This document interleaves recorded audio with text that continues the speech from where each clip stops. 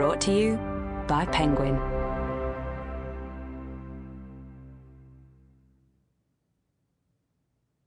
When We Were Birds by Ayanna Lloyd Banwo. Read by Sydney Darius and Wendell Manwarren. Kobo, Marie, Trinidad. Yesterday. Chapter 1. Yejide.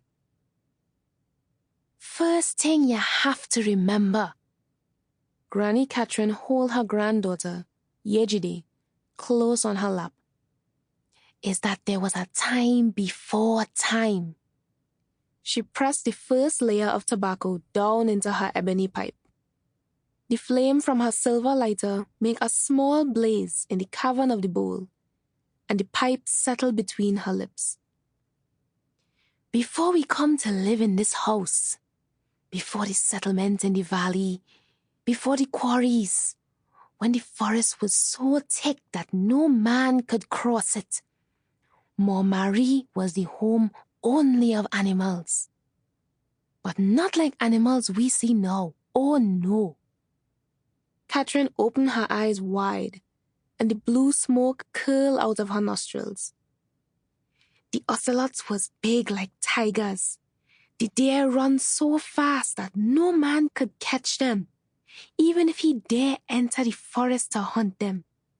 And the little green parrots that sing at dusk was as big as the blood-red ibis that live in the swamplands. The animals could talk to each other, just like I talking now. And they built a mighty city in the forest. But this city was nothing like Port Angeles. It had no buildings, no boundaries, no gates. And the animals lived together without territory to guard and borders to mind. But one day, a warrior wandered into the forest. He see that it's full of animals to hunt and fruits to eat. When he look at the trees, he only see the houses he could build. And when he look at the land, he only see what he could take. The animals tried to talk to him and tell him that there was so much more there than what he could see. But he did not know their language, and so could not understand them. That warrior bring more warriors, and with the warriors come builders, and with the builders come farmers, and with the farmers come priests. With the priests come governors, and with the governors come death. But the animals fight them, right? Yejide squirmed on her granny lap. Nothing she loved more than this full cupboard feeling.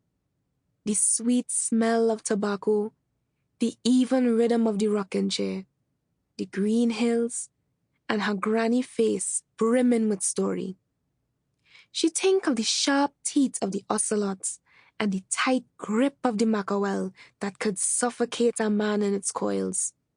No way any human with just 2 legs, very small teeth, and no poison at all could ever defeat the wild animals of the forest. Catherine looked at her and puffed on her pipe. Who telling the story? You or me? Yejide grinned and quieted down again. The animals had always lived in peace, but they know then that it was time for war. The battle raged bloody and terrible. The quarry you see there? Catherine points out the window to the deep brown crater on the hillside. Was where the animals make a stand in a battle so fierce that it leaves scars on the mountain. All that killing cut the forest deep. Wounded, it went into mourning, and that bring the longest dry season ever on Marie. The rivers hide in the earth, and the trees wilt and die away. The ocelots shrink small like house cats. The howler monkeys get timid. Sample complete. Ready to continue?